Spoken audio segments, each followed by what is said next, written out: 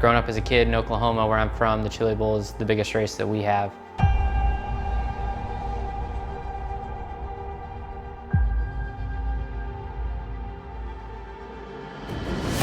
The Chili Bowl has kind of been my favorite race of the year.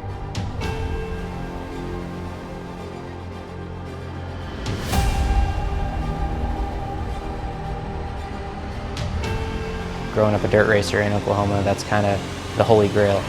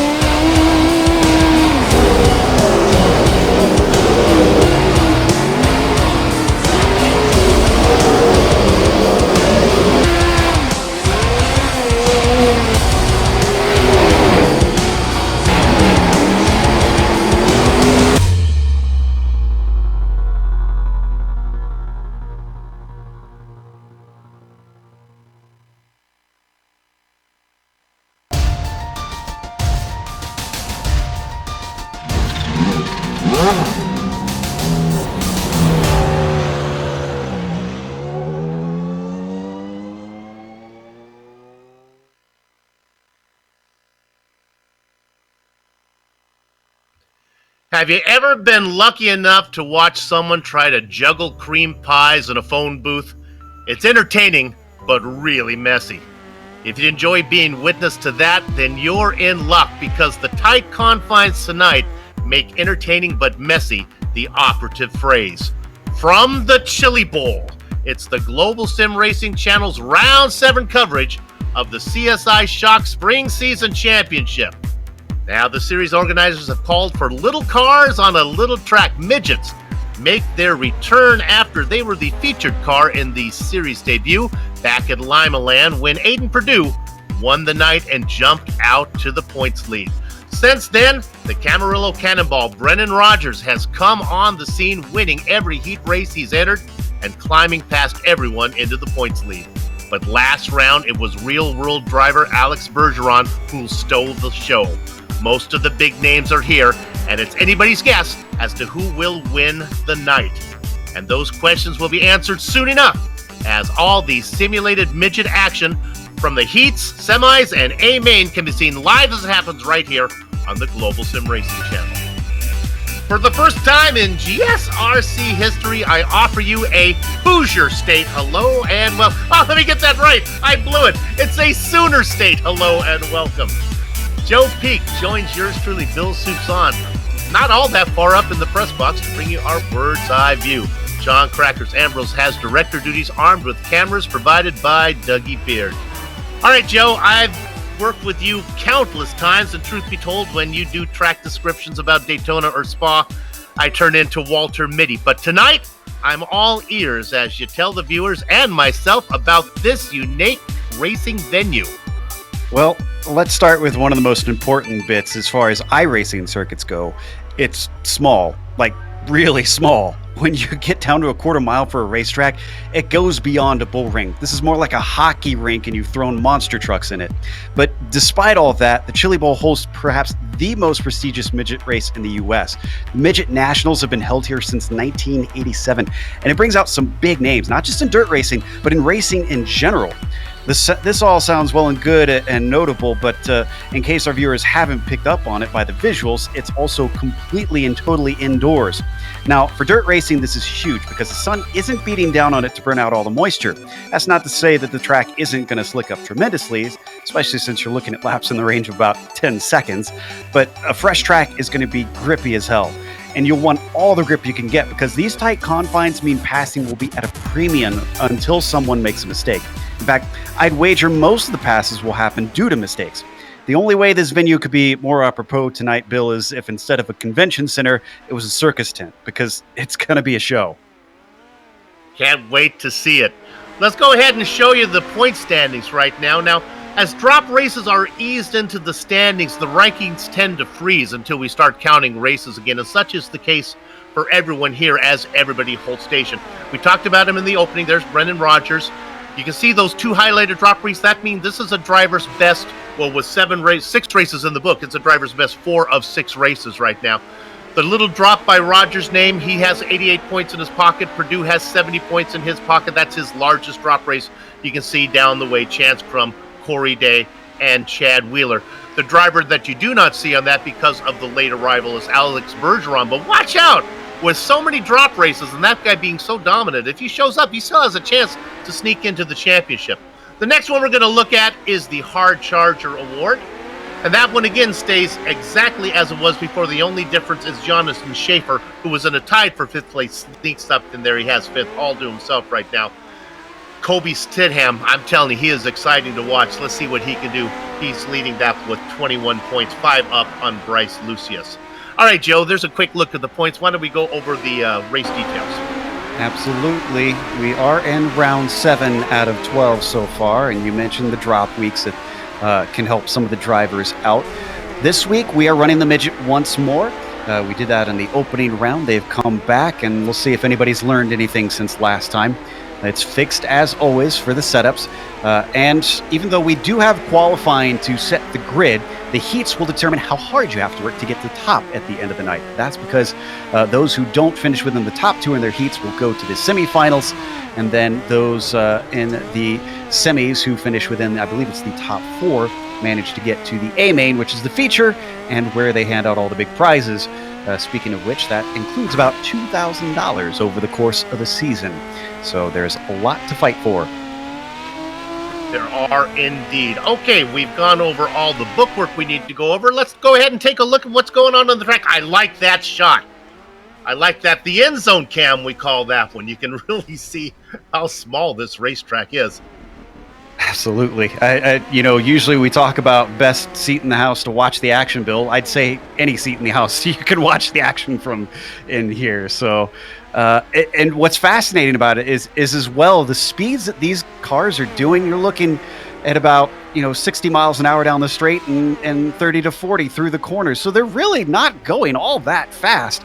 But it's fascinating because bringing in a world that probably viewers who are fans of this type of racing won't be as familiar with, but Formula One drivers talk about Monaco feeling like it's so much faster, even though it's the slowest track on their circuit. The same thing here. The sensation of the racing feels so frantic when you're in the car because everything's coming at you so quickly, even though, like I said, in the corners, you're just doing about 30 to 40. You almost expect to see a high school football game break out in the infield there, or maybe some sprinters from high school out there running the 440. Same distance, Yeah.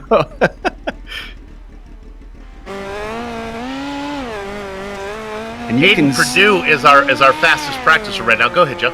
Yeah, in fact, you mentioned Bergeron being back. He came in a little bit late, so that he's down the time charts, but that might be more due to him coming in late. But you can see, if you look up at the edges, you might notice that the banners that you've got in the corners look like they're half buried. Well, that's because the track has built up its own banking, essentially, and that will happen. Now, they are going to reset the track for the final, so that's going to change the racing. And though it will remove some of the banking, it's still going to be very, very grippy. So the track is going to get instantly fast again in the finale. And that's really going to test drivers on how they can adapt to, you know, if the last time they were out here was when it was really slick, suddenly it gets grippy again, you've got to readjust. There's Cannon Posey, the youngster, back here with us tonight. Large field. I think we're going to have a full slate of racing. I'm assuming we're going to have all 5 heats, 3 semis, and then the main event with 16 cars. Looks to be about the case. These we're kind of expecting it to be a little bit chaotic, especially during the heats, but the big question mark for me is how the final will go, because, well, they're going to have more cars out there, and with it being so small, you could handle 8 cars around here, but when you start to get 16 cars all lined up around here, then I haven't watched a race like that around here yet, so I'm curious to see how it'll go. And of course, there are no yellow flags in the heats or the semis, although they do have live marshals, and they have thrown them when we have a big kerfuffle that really kind of tarnishes what's going on up there. If they don't get a good start, that's what they threw last time. They want to make sure everyone gets up there tight together as we look at Alex Bergeron, the winner last time out. Looks like warm-up's just about done, and the all-important qualifying. Here, more than anywhere else, Bill, I think qualifying is going to be of the utmost importance. Not only for doing well in the event, but also for picking up a prize, because the fastest qualifier throughout the season gets presented with the Pit Logic Quick Time Award. Pit Logic is the most comprehensive chassis and shock setup application on the market, available on Google Play or on the Apple Store. Check them out at competitionsuspension.com/CSI-Logic-app. And with that said, it's qualifying time. Absolutely. So they've changed the track back to 45% usage, so it's a little bit grippier, still slicked up somewhat. And seeing some drivers get times in very, very quickly here. Very, very quickly indeed, as a lap only takes just a tick over 10 seconds. Thing is, it's so easy to botch a lap around here that they do get those 3 laps to try and get one in, but you better hope that you mess up your first lap so that you can get back around to get your 3rd one in. They start to roll in right now. Aiden Perdue sitting on top. Good qualifying run from Carson Batterby. We haven't seen him up front for a while, looking to get into the pole positions on one of the heats, but now as they start to roll down, Batterby drops down into 4th and continues to fall. Chase Randall now our top qualifier. And we're watching Bergeron. He's setting his first lap this time by. Let's see what it's going to be. Oh, no, it's not going to count. Looks like he hit the wall, yeah. Chase Randall continues to be the man up front. Oh, no, and there's Bergeron getting his time in there as he jumps to the top. Wow, an 11-4. Let's see, what is this spread actually going to be throughout the field? Because I imagine it's going to be incredibly tight, which is the other thing that makes passing so tough around here, is there's the lap is so small, there's very little difference between performance. And I think we're looking at less than a second between 30 cars, Bill. Bergeron, Randall, Day, Rogers, and Perdue look like they will be the pole sitters of each of the heats, and those are all the big names separated.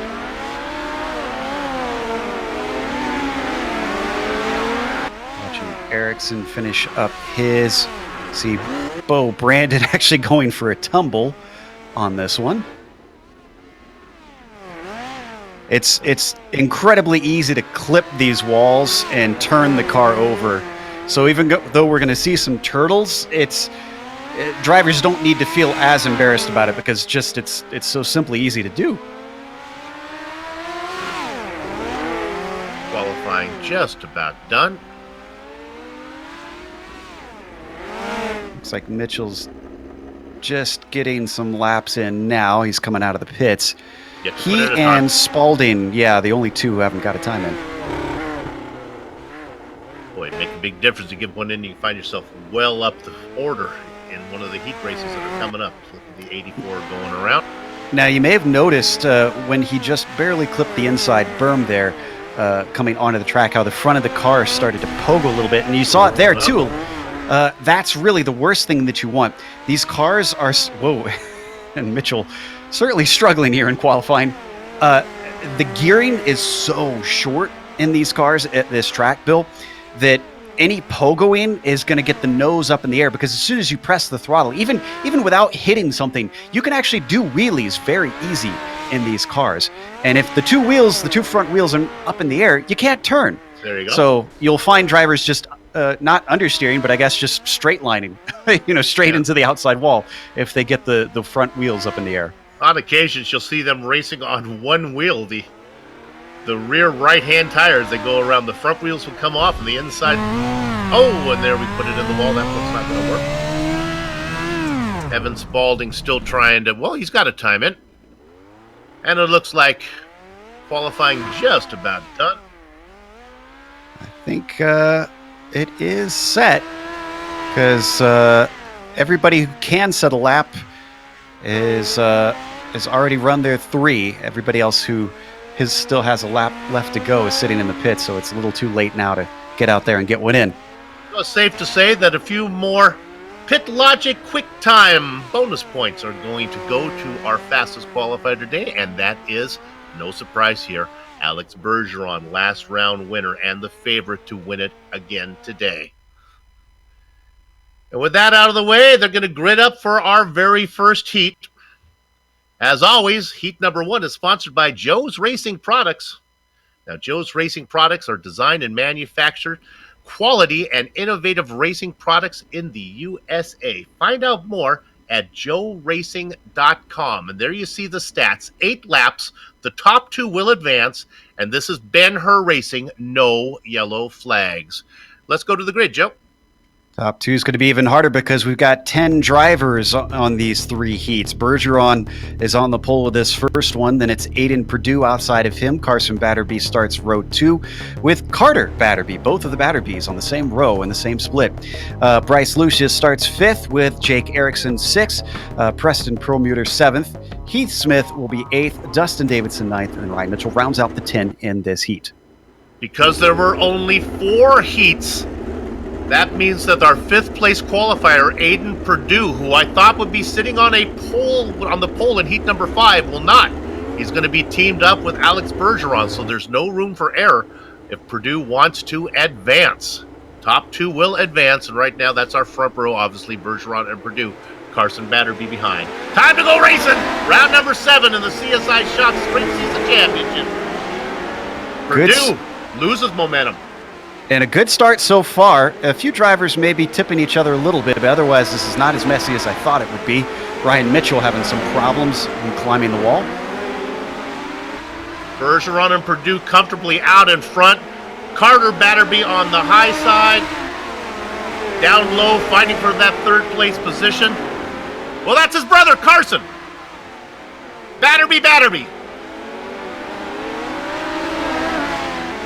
The youngster, Bryce Lucius, in 5th. Oh, and the leaders, that was Mitchell wrecking in 1 and 2, and now he's finally exited. He was just having a lot of trouble getting around here. Yeah, it happened up front. He was being lapped, so luckily he did not bounce in front of the leaders. No harm to Bergeron or Perdue as they work now lap number 6. But they do have some more lap traffic as they come up behind Dustin Davidson. Throttle control here over many of the other tracks that we've been at so far means a lot. The driver who really can read the track and read their car is going to have the most speed. Davison doing a good job trying to keep the car up top. But now they get the white flag lap. Oh no, and he gets together with Aiden Perdue. Perdue able to keep it going. I think 2nd place is going to be safe.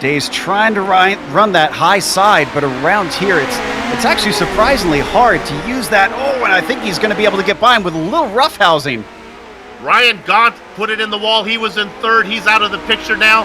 That moves Rumsey up in front, and now Day's got his hands full because here comes the kid, Cannon Posey. This is really bad news. It looks like Day is he's slided in way too high and he's losing all his momentum trying to diamond it too much.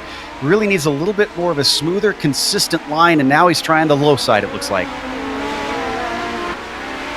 Now Corey's feeling a little bit better. Remember, he gets the right rear into the wall, but that does not slow him down. Coming around, he'll have this and one more to go. Even if Posey can't get into the transfer spot, he'll find himself in a good position when they go into the semis. Tyler Russ back there in fourth has nothing for the guys up front. Kenny Miller taking the high line, bounces it into the wall. He's okay. White flag. Logan Rumsey will advance. He has a comfortable win coming out of the final corner. Started up front. He lost the position today, but he'll get the win. Corey Day gets second. Looks like Cannon Posey is going to be third, with Tyler Russ finishing fourth. Kenny Miller, P5, Jet Barnes 6th, Colin Mitchell 7th, Hunter Brady 8th, and there we go. Ryan Gaunt finishes 9th. Every time the session resets, for those wondering what's going on, it resets our timing and scoring, so we got to shuffle things around to figure out where our times went. I think we got it all straight. So now it's time to talk about heat number 4, Chalk Sticks. Chalk Sticks offering the best torsion bars money can buy to the micro sprint, midget, and sprint car markets. Chalksticks.com is where you want to look for them. Joe, what do we got? Brennan Rogers starts at the top spot. Chance Crum will be next to him in second. Then it's Jonathan Schaefer on the inside of row 2. Evan Spalding on the outside. Chad Wheeler starts 5th. Then it's Colton Collins in P6 and Grayson Springer 7th. Seth Bergman starts 8th. Matt Kaiser will be a did not start this race, so only 8 cars in the field. The Camarillo Cannonball, Brennan Rogers, up front, has yet to be beaten in a heat race that he has raced in, and he's in a good position right now, looking to make it 6 for 6. Chance Crum, though, is very effective, a tough driver, and he knows how to get around this track as well. But keep an eye on the number 30 of Brennan Rogers. We go racing for heat number 4. A pretty good jump from Crum. Look at the momentum, a little dipsy-do, a little up and under. Look at that, Crum has a chance, but Chance can't get it done. Yeah, Brennan Rogers using his momentum well up around the high side there. It seems like the starts are all critical at this track. If you get a poor jump, then really you set the tone for the rest of your short race here. Jonathan Schaefer in a great battle, and going around is the car in fourth. That was Evan Spalding, who was making a run for third. Now they are well out of it, so now our attention focuses back up front. Colton Collins is well involved in that. They're trying to get it going so that they don't get caught by the leaders, but the stewards might ask them to park it here soon if they get in the way. Boy, with the pace that Rogers is putting down, he's going to run up on the back of Colton Collins here in a second, and Evan Spalding. They do have it going. We're on board with Rogers right now as he negotiates around this quarter-mile track. This is a fun camera. Look at the moisture on the track, glistening off the lights above. That's not even moisture, Bill. That's actually the rubber that's been laid down. So that's not grippiness you're seeing. That's slickness. Rogers in first position now, comfortably working around as we are working lap number. Well, it's a white flag lap for Rogers. He's behind a guy and has one more lap to go. Coming out of the final corner, that's Rogers. Second place goes to Chance Crum. We thought for a second that he was going to get tripped up by that lapped car. Schaefer finishes third, Wheeler fourth, Evan Spalding, Colton Collins P5 I'm seeing. Spalding gets 6. Then it's Grayson Springer 7th, and Seth Bergman last of the field. As I mentioned, Kaiser was a did not start. And now I'm listening. They're chastising a few of the drivers for being a little bit with some industrial strength language. They're going to try to keep it clean for everybody. And now the heat races are done, so we move over to the semis, and I believe there's going to be 2 of these tonight. Our first one is going to be the Allgaier Performance Parts Semi number 1, your one-stop shop for everything high performance in the Midwest. Check them out on Facebook. And the one thing you can notice down there, we're going to go 10 laps. And because we have only a few drivers here, we're going to transfer, I believe, 4 drivers, I think is how we're going to do that one. And Joe, what do we got? I'm seeing 2 to the feature, but we'll confirm it after this race, I suppose. Well, we've got Carter Batterby starting on the pole, Jonathan Schaefer starting second. Then it's Tyler Rust in third, Corbin Hazlett fourth, and Preston Perlmutter in fifth. Grayson Springer P6, Colin Mitchell seventh, Reed Whitney eighth, and Ryan Mitchell rounds out the 9-car field. Actually, with 3, we have 3 mains coming up here, so... Top 2 to the feature. We got the confirmation from race control. Time to go racing. Batterby out in front. Jonathan Schaefer right behind him. Hazlett's trying to bring some speed in, but he took it in way hot into that corner. That means Rust is going to get in front of him. Nicely done, but Rust doesn't want this 3rd spot. He's got to be up to 2nd, remember. Rust with the low line right behind Schaefer. All him around, that is Hazlett. Perlmutter in the mix, too, back there in 4th. On the top side now is Perlmutter. This is going to take a lot from Schaefer. He's clearly under pressure, and he looks like he's struggling. Oh, and he gets a little bit of saving grace. Everybody behind him ran into one another. They were coming at him from all angles, and they got together. And that's going to make it a little easier now for Schaefer. He only has to worry about Corbin Hazlett. Hazlett able to avoid all the chaos going on behind. That continues behind. Rust, Springer, and Mitchell continue to bang wheels.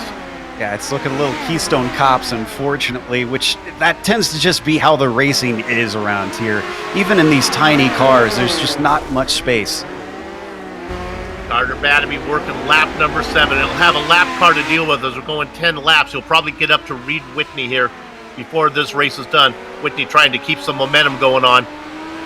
There is a chance, though, for Hazlett, if he can get it going, can get a chance to get up to Schaefer.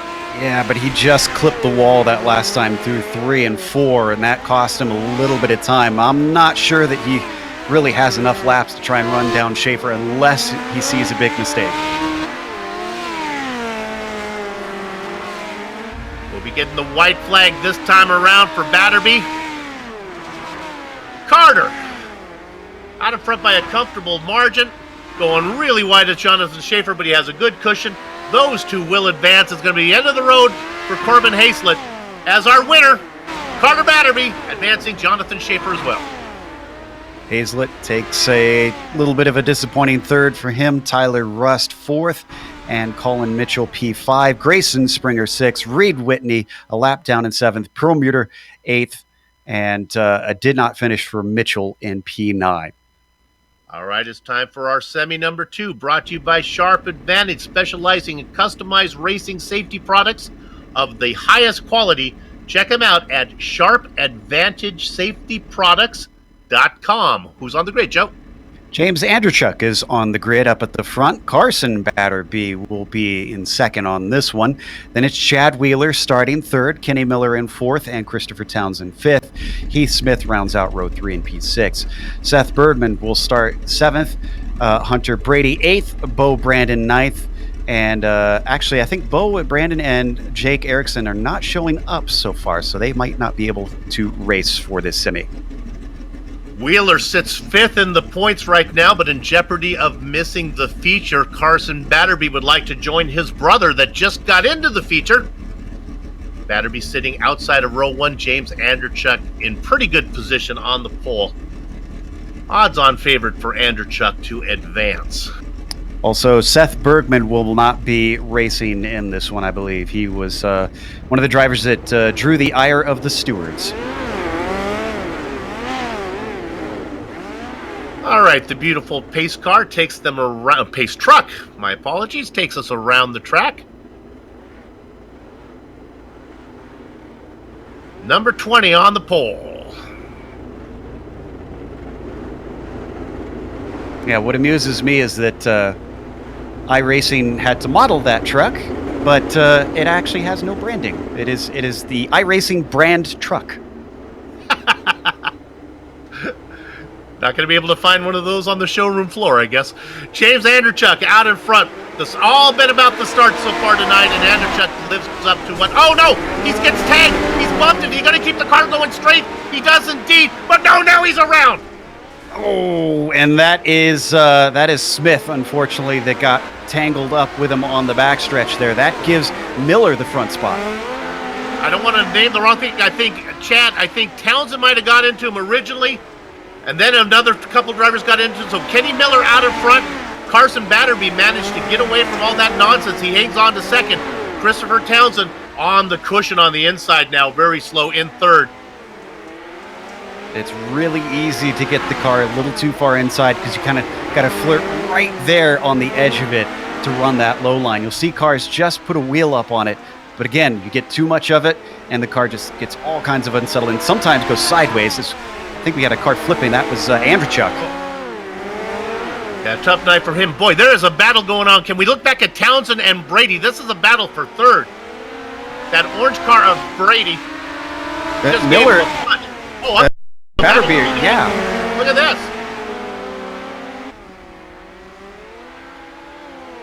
As they continue to fight. Batterby's on a charge. And in fact, he's working a high line very well. Yeah. Sorry, go ahead, Bill. Yeah, Miller down low, Batterby up top. They come around working lap number 8 right now. Neither one of those drivers really need to do anything to qualify, but they'd like to pick up a few spots on the semi-grid. Or on the A-main grid, I apologize. And this is another example of what I was talking about last week at Knoxville, where eventually the entire track just slicks up. Look at it. It is black from top to bottom. Hunter Brady now out of the mix as he fights all by himself for 5th position with himself. Up front, white flag has been waved. There's going to be Carson Batterby getting the checker flag. Kenny Miller gets 2nd. They will advance. Chad Wheeler sneaks into P3, Christopher Townsend 4th, Hunter Brady P5, Heath Smith 5 laps down in 6th, and as I mentioned, Andrechuk with a horrible DNF to finish 7th on that race. Bill? Boy, he started in the prize position and it did not work out for him. All right, we have one more semi for you, and this is the Clausen Marshall Racing semifinal number 3. Racing in honor of the great Brian Clausen. CMR specializes in grooming young racing talent for the upper levels of motorsports. Check him out, ClausenMarshallRacing.com.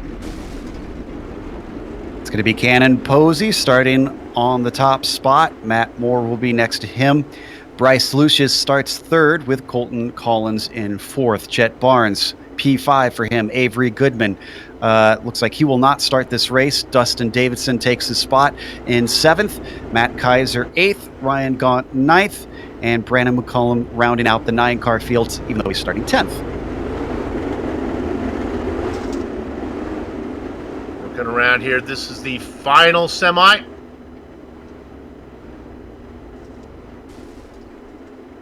Some order going on from everybody as they try to get it organized. Time to go racing. Last chance, last dance, not for love, but to advance. Ooh, and one car getting sideways down there. Looks like that one's Collins. I think he's done. Battle for 2nd is fierce, though. Moore and it looks like Lucius. Oh, make that the lead now. John had a few technical issues. You can go ahead and take this one. So Matt Moore is going to lead this one. Lucius manages to get into 2nd now that that's sorted itself out. Poor Cannon Posey, though, was under attack. So I'm not sure that he'll be able to get back up into 2nd. Jet Barnes actually already trying to overtake him for 3rd place. Moore extending the gap lap by lap ahead of these drivers behind. Indeed, I think Ryan Gaunt also had some problems as he is now out. Bryce Lucius, an 8-year-old, trying to advance if he can. He's racing in 2nd position behind Moore. Nobody else going to give them a run. Cannon Posey tries, he might is back in 3rd. He's going to be left out. Jet Barnes in 4th. So for the second race in the row, we're seeing one of the pole sitters find himself run out of the big show. Cannon Posey, remember, was starting up at the very front. He's already down to 4th now as he just got overtaken again. Leaders working lap number 8 right now. They'll come around this one and 2 more from there. Matt Moore has it all his way. Bryce Lucius, a hard charger, back there in 2nd. Best battle on the track between Barnes and Posey, but we're going to focus up front as our leader has taken the white flag lap. Matt Moore, his night isn't over. He'll get to race again, but he has to do it from well in the back. Matt Moore gets nicely done. The semi-win. Bryce Lucius gets 2nd. Jet Barnes just off of the big show there in 3rd. Posey has got to be disappointed with himself getting 4th after starting it on pole. Matt Kaiser 5th. Dustin Davidson is going to be in 6th. Brandon McCullum 7th. Ryan Gaunt 8th. Colton Collins 9th. And Avery Goodman did not start. Bill? And now it's time for the A-Main, the feature event. Brought to you thanks to Hergot Real Estate Group, servicing the greater Indianapolis area. They specialize in helping racers find that home or shop of their dreams. HergotGroup.com. We can look at the stats there now. We are going not 30 but 40 laps today, as this is a short track. They can easily do 40. Incident cap is at 18. And we have yellow flags that will be active, and we expect there to be a few of those before the night is done. Hopefully not too many, though. On the pole is Alex Bergeron. Cody Sidham is outside of him. Logan Rumsey and Brendan Rogers in the 2nd row. Aiden Perdue, Chase Randall fill up row 3. Corey Day and Chase Crum go 7th and 8th. Joe? Carter Batterby will be 9th, and Carson Batterby will be 10th, once again on the same row with each other. Matt Moore starts 11th, Jonathan Schaefer 12th, Kenny Miller 13th, and Bryce Lucius, the last one to get through. 14 drivers here tonight, not the regular 16, as we were 1 heat race short. So 2 from each of the 4 heats, and then 2 each from the 3 semis. That gives us 14. And right now is Alex Bergeron, who would like to see if he can go back-to-back. Gather at the chickens, take cover on the cows. The horses are out of the barn, and as Alex Bergeron leading the stampede down in the 1st corner. Cody Sidham is in 2nd. Already got our first caution. Trying to figure out who that was. I think it was Carter Batterby. He went around. I think clipping him going around, I think it was Chance Crum on the outside. It was indeed. Let's see the replay. Trying to see who would be a good angle to watch this from. I think Jonathan Schaefer had a really good front row view if we want an onboard. We're looking at the start now. Now we're on the roadkill cam with Schaefer. There you go. Bryce Lucius got a part of that going by. I think his car is going to be fine. Lucius picks up a spot. Now remember, these yellow flag laps count. So they are working lap number 4. Pace car is in. They'll be going green for lap number 5 of 40. Alex Bergeron on the outside, trying to get a jump on the inside. Cody Stidham. Stidham having the race of the season so far for him in 2nd. Brendan Rogers, your point leader, watching on from 3rd position. More bumping and banging going on behind. Logan Rumsey is in 4th. So far, so good. This is a much cleaner start on this one. Everyone's kind of got their own little piece of racetrack. And again, it is all gripped up again. They've reset the track, so the line is mostly the lone line. And you're going to see it slowly start to work its way up as we got another caution. Corey Day was able to get around Chase Randall. They got together. I'm not sure if that's what the caution was for. No, I think it was Matt Moore and Carson Batterby, it looks like. We're going to take Batterby actually replay of that one. Wound up on his lid. The leaders were nearly upon them before they got the yellow thrown. Here you're going to see them come around and then check up just in time. Honestly, with a large field like this, they're already about a quarter of a lap behind the leaders to start with, and it only takes 10 seconds to get around. The leaders are on you pretty quick. Hard to get the car out of the way. Bergeron, Stidham, Rogers, and Rumsey, your top four. Aiden Perdue, very strong driver, back in 5th position. We go racing again. A good jump from Bergeron, not so good from Stidham. Challenging for that 2nd position, that's Brendan Rogers trying to make the low line work. More bagging in the back. They want to get in some green flag. Try to pass while they can before the yellow flags again. Oh, but a challenge for the lead. Stidham's looking at it, and he, almost a slide job. And Bergeron goes all the way back to 5th, 6th position now. Just as the yellow flies out, and that might have been because of Bergeron. Now this is going to be interesting. We want to make sure that that pass actually will stick. I think it will. Joe, that's Bergeron leading, and then Stidham coming in low. Yeah, he basically just, hashtag sent it. And unfortunately, Bergeron was already there at the apex. His car just got shoved out wide, and he had no control at that point. He's actually really lucky that nobody T-boned him, because everyone went way to the bottom and just snuck through. iRacing scores Stidham in the lead. That moves Brennan Rogers into 2nd now. Logan Rumsey watching on from 3rd.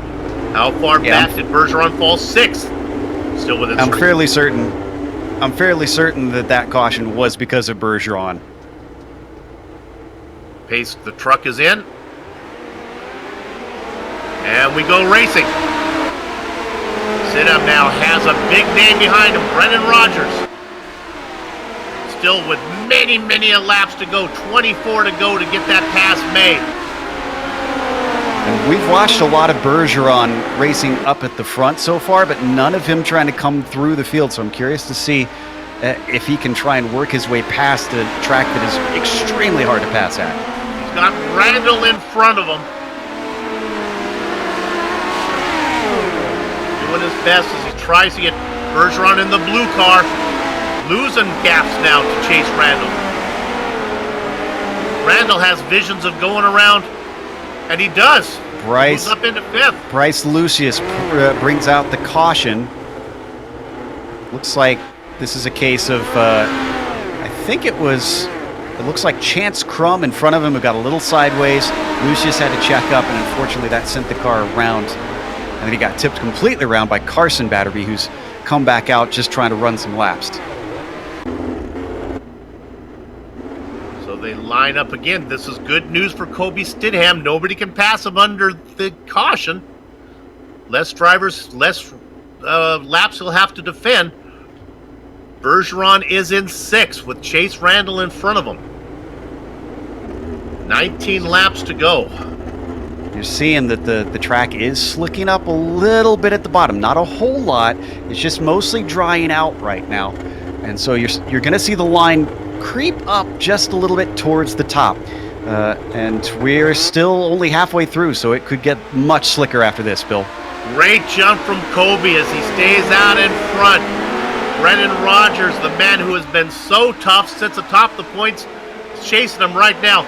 Getting some momentum on the top side. Logan Rumsey trying to make that work. Perdue has horrible internet connection right now, which makes life a headache for everybody around him because they want to pass him, but unfortunately you can't see where in the world he is. Drivers and commentators alike. Look at that. Rumsey goes around, but now fighting back for Brendan Rogers. They get together. Rumsey is in the wall. He's going to lose spots. Rogers keeps it going. He's safe in 2nd. Caution is out. That was essentially, I think, because, well, that incident we saw where he chucked it in there, but then weirdly, Aiden Perdue almost missed the incident, but because on our screen, he blinked out, and then suddenly he blinked back in, and it looked like he did hit it in the end. So the caution comes up maybe in thinking a little bit, using a little psychic caution work there coming out before it really needed to. They kept it going.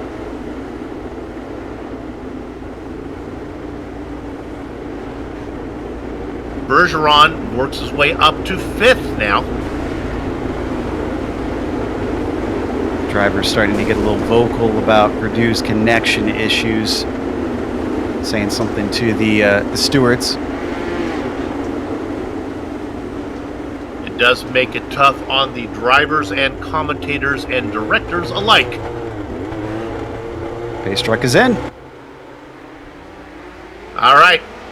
They'll be working lap number 31. Look at this. We have a challenge for the lead. Rogers gets the inside down and could not make it stick, but he gave Stidham all he could want. Randall now on the outside. Randall with momentum. Chase Randall up to the lead. Can he make it work on the outside? They get together. They both stall. And they go over Stidham and There's Randall. the caution. Yeah, and honestly, Chase Randall was doing the smart thing there. I thought he was the cleverest one in the group. You could see him working around the high side where they're scrabbling on the low side. He knows where the grip is. He should have run away with this thing. It's just he had some hard luck as the 5 was trying to slide high himself, and there was the 17 suddenly there. And that sent Randall all the way to the back. Brennan Rogers, of everyone, actually came out on top. The drivers in front. Now, Rogers started that run in 2nd. But Randall made the move, got side by side with Stidham. They get together. Rogers able to avoid all the carnage. He gets the spot. Rumsey up to 2nd more. And I guess maybe that I guess Bergeron got caught up in that one too, because he's no longer in the mix. Yeah, I think so. Yeah. All right. Here we go. Working lap number 36. Rogers doing what he does, winning races out in front. A great run from Logan Ramsey in 2nd. Moore in 3rd. Corey Day, haven't heard much from him. He's working his way up. And another caution. It's Chase Randall. Oh, and this was a simple one. Randall came in a lot harder than Chance Crum was going to. And actually, you know what? Poor Chance Crum. I think he hit the incident limit, because as soon as he got bopped in the back, he disappeared. Well, the yellow flags are quick, but not quick enough, I think, for us to go green again. As the truck will come around, the drivers will see lap number 39. If it is, it's going to be a one-lap shootout. Yeah. 39, when the truck comes around, they'll be waving the white flag. It might be... Well, the lights would have to be... No, the truck's coming in. Oh. We got ourselves a one-lap shootout. All right, here we go. Chase Randall. He gets a great jump, starts the jump in corner number 4. He is out in front. Logan Rumsey chasing him about 3 car lengths back. 2 corners to go. Rogers out of the final corner gets the round number 7 win in the CSI Spring Season Championship. Logan gets 2nd. Matt Moore gets 3rd. 4th is going to go to the blinking Aiden Purdue. Corey Day gets 5th in the end. Schaefer 6th, and Batterby 7th. A lot of the field DNF'd on this one, but probably the most we've seen of any of our races so far. Was indeed. Okay, the racing is over here in Oklahoma, but our broadcast is far from done. We'll take a short break. We'll come back, run down the entire finishing order, talk to some of the drivers before we put a lock on the gate. Back in a few.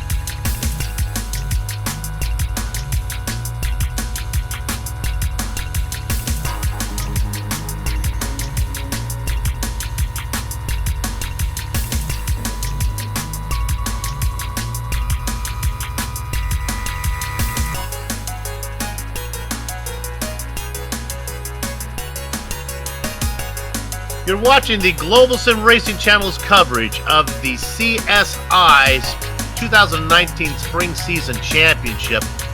Round number 7 here from the Chili Bowl. The results are in. Let's give them to you right now.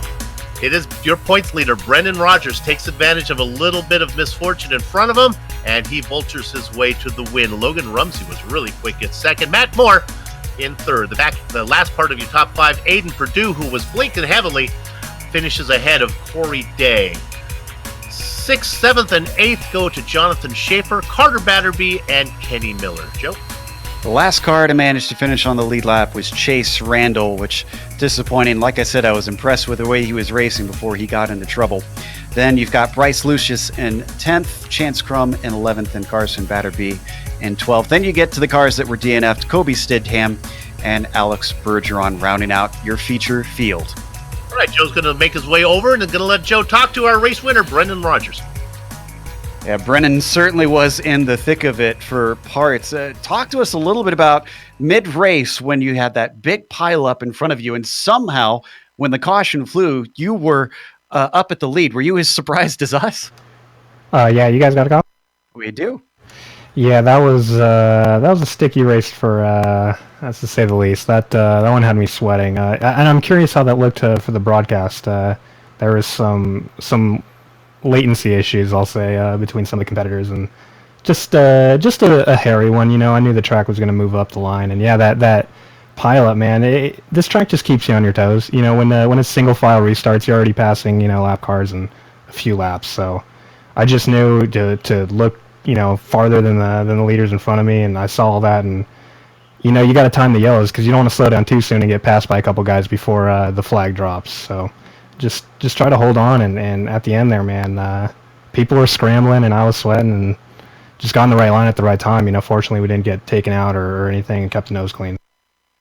With how quickly the laps go by here, how many did you get in practice? Did you do any warm-up outside of the one we had yesterday and obviously the warm-up here before the qualifying session? No, I actually didn't. I didn't run any warm-up races. I did run I ran a couple laps. Nothing on the tacky surfaces at all. I figured it would be real slick, so I was more prepared for the slick surface. And when it reset 0, I knew I was going to start high, and I was a little nervous. When it's tacky at a real short track, the bottom can be a little bit of a fishbowl. So just try to get low and hold on to positions. I was worried about Purdue. I know he's second in points. I knew if he got ahead of me, he's a tough guy to pass. So are all those guys. I know Bergeron had some bad luck. I know I'm sure Corey Day had some bad luck, and I got lucky, to say the least. Well, sometimes it's better to be lucky than good. Got you a victory today. Congratulations. Anybody you want to thank? Just my guys in TeamSpeak. Just the guys that kind of keep me calm through the race day. This stuff. I said it before, I get more nervous doing the sim racing than when I raced in real life. So just those guys that kind of keep me cool, keep me notified on what's going on. And it's funny, last week actually during the feature, my steering wheel had broke, the calibration went out. So I went in turn 3 and pretty much straight lined the wall, and I was pretty disheartened after that. I was pretty bummed. So but had a spare G27 in the old storage room, so we were good to go for this weekend. And yeah, I really just got to thank my buddies in TeamSpeak that they keep me from losing my head in a rough race like that. Well, fantastic stuff, and glad you were able to redeem yourself after last week. Then that was our winner, Brendan Rogers. Bill, looks like you've caught up with second place. 12-year-old driver out of Manchester, Pennsylvania is Logan Rumsey. Logan, congratulations. So close to picking up the win. Yeah, thank you. Almost got it done there. Little different racing on these quarter-mile tracks, boy. You're always turning that car. Sorry, what did he say? Well, let me talk to you about this. I noticed that you're a real-world racer, correct? Yeah. What do you drive what is it, a 600 micro sprint? It's a restricted 600. Let me ask you this. Has the car always been right side up, or have you ever turned that car over? I haven't flipped yet. Right. That's good rules to live by. How did it feel out there tonight? You happy? Got to be happy with second place, right? Yeah, I thought the track would be one lane for the feature, even because it was at 0%, but it got super racy by the end. Congratulations on a second place finish. Look, what time is it? It's 7:15 out there in Pennsylvania. Have you done your homework yet? No. All right. All right. You finished second, now get to the homework. But you got your priorities right. iRacing first, then schooling. That's the way we do it here. Hey, congratulations. Good job. Thank you. Logan Rumsey, second place finisher today. Thanks, Grandpa Bill, for the advice. Yeah, that's right. A couple of years, I'll give him some dating advice, and then he'll be home. He'll be free from there. All right. I think that's going to do it here for us on the Global Sim Racing channel. And so with that, we're going to wrap it up. Let me scroll down here and tell you all the people that we need to thank that made this thing possible. How about, first of all, our sponsors, especially their series sponsor, CSI Shocks, for making this broadcast a reality. On screen now are just some of the equipment and software used to stream cyberspace into your place. Additional thanks to June Alon, who provides our iconic music. See the screen to how to get a hold of more of her great work.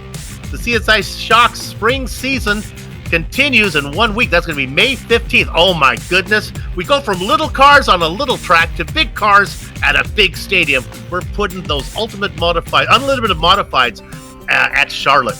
GSRC will be there. We hope that you join us. Now, of course, it's not the Charlotte big course. You know where we're going. Sliding across your screen now are just some of the upcoming GSRC broadcasts. So check this out and mark them down on your calendar. If you'd like more information about us, GlobalSimRacingChannel.com, Twitter at GSR Channel, Facebook at Global Sim Racing Channel, and Instagram at GSRC_Gram. Also, if you haven't done so yet, become a YouTube subscriber by hitting that big red button so you don't miss a minute here on GSRC. Finally, on behalf of the entire crew, that would be Joe, Dougie, and Sean. I'd like to thank all of you for watching, as it was indeed one more win for Brennan Rogers as he increases his points lead. With that said, we're off to enjoy storming the castle. So until next time, race clean, race hard, and we'll see you on the track.